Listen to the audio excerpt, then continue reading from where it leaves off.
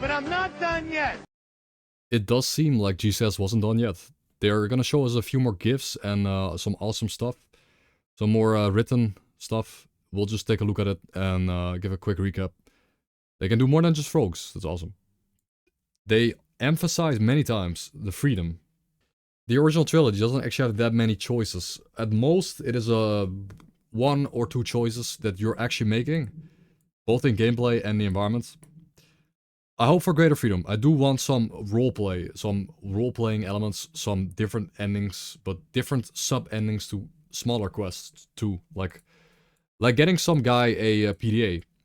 Instead of just giving him the PDA, maybe you take it to the mechanic, you crack it, you open it up, and you read some new message that reveals some more data about him, and then suddenly you don't feel like bringing it back to him because he's a sketchy guy. More importantly, S.T.A.L.K.E.R 2 is a huge, seamless open world, consisting of 20 regions, and each region has its own residence, architecture, anomalies, and even nature, and many of them could well be a fully separate game. I really like this statement. I think that's awesome. I think that's really good. I love that. That's going back to the original trilogy again, how these maps were more like disconnected. They were more like level-based. They were more like a level, its own culture, its own ecology, basically. Which brings me up to the fact that I mentioned 20 regions. 20 regions.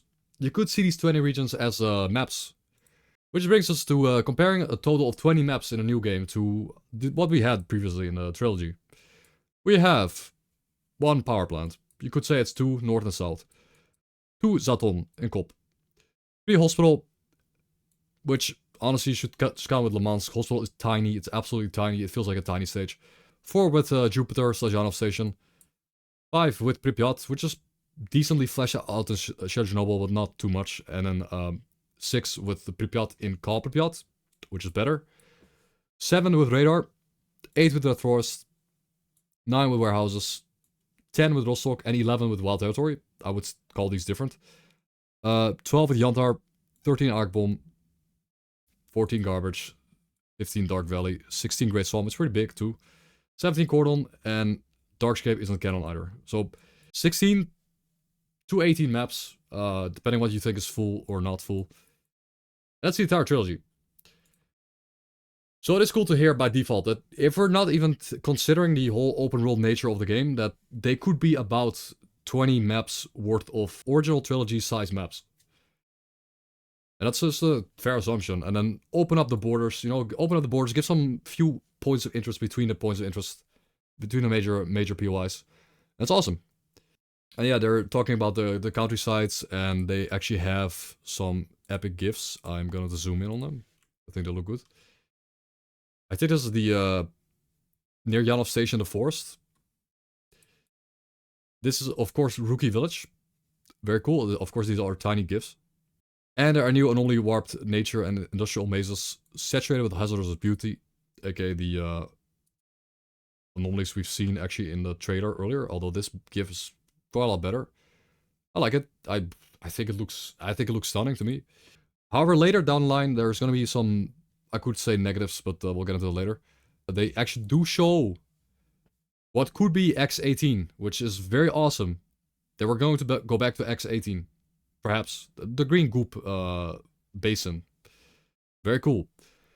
And also Arkham Underground, which I think this scenery looks really good. Also, this hole in the roof feels like an anomaly, or it feels like the lighting is just really, really good.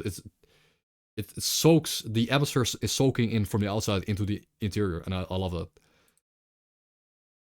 And yeah, they show more urban. They show Pripyat. They show Pripyat. We've known about this. We've known about the.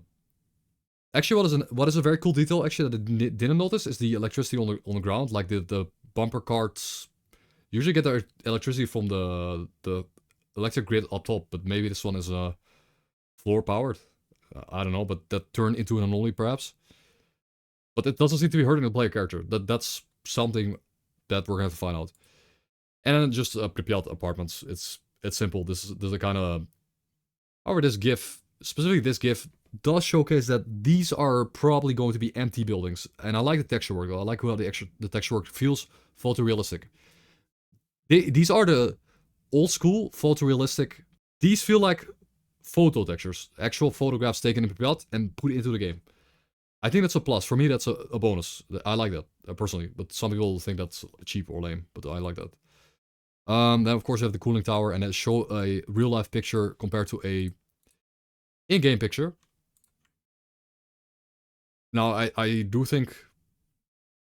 I actually think in real life, this place looks amazing, and whoever took this picture should win an award, but in-game, it's just a bit foggy, I guess. This looks good. But anyways, this is just stuff we probably, as veteran stalkers, already know. And it's the Brain Scorcher, the once irresistible barrier before the hardlines of the zone, now stands a grim reminder of the most turbulent times. It's just a gift of the Brain Scorcher, which is, in fact, of course, modernized, and it does...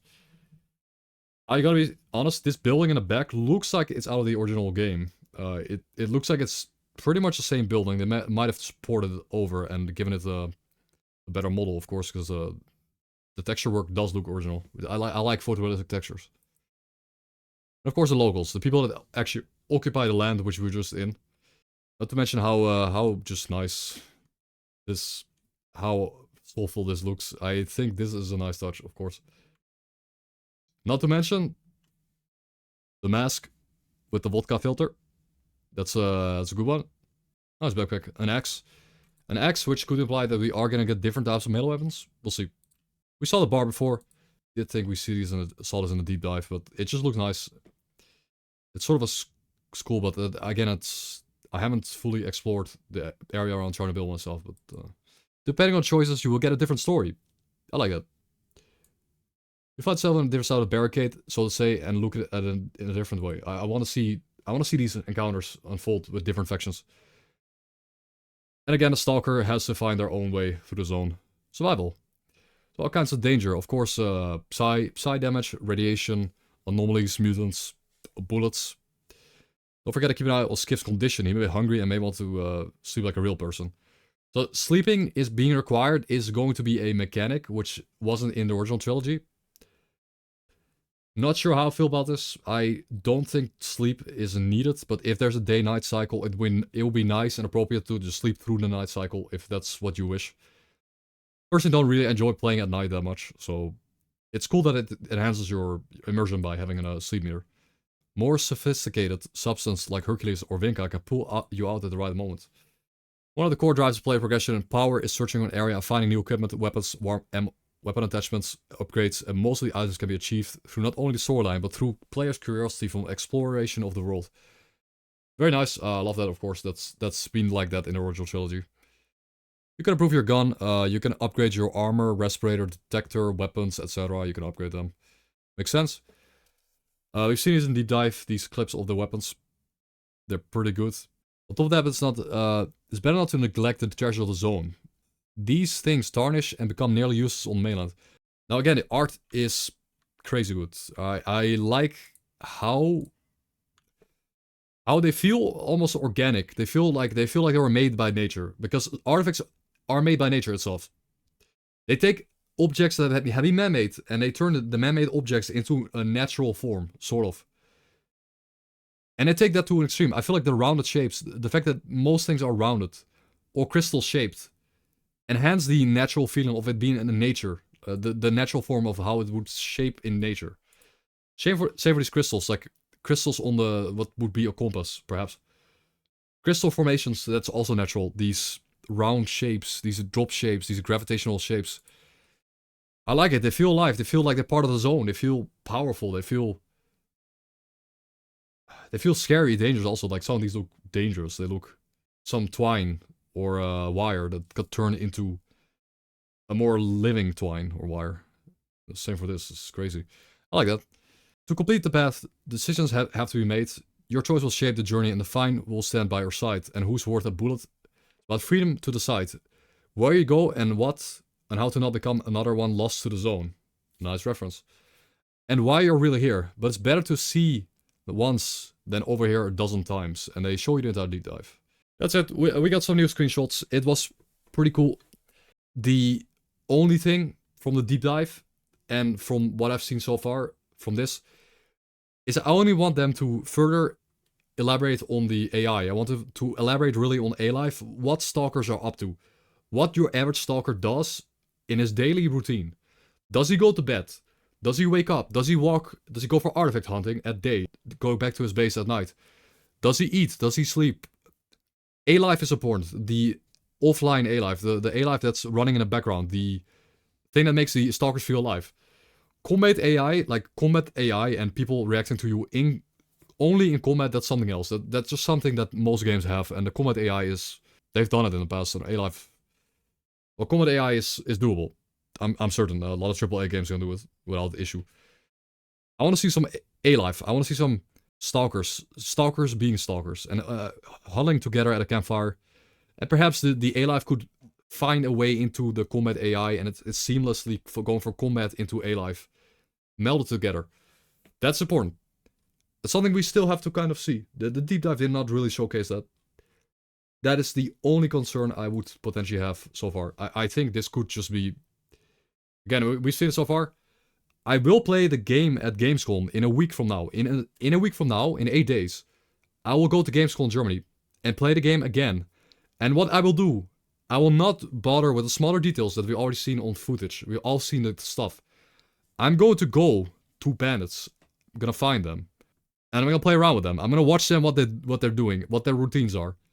Even though I'm gonna have a limited time, I'm gonna sit there and watch the bandits. And I'm gonna engage them in combat. And I wanna see what they do in combat. I'm gonna really pay attention to that. And I'll give you my feedback on that in 8 days.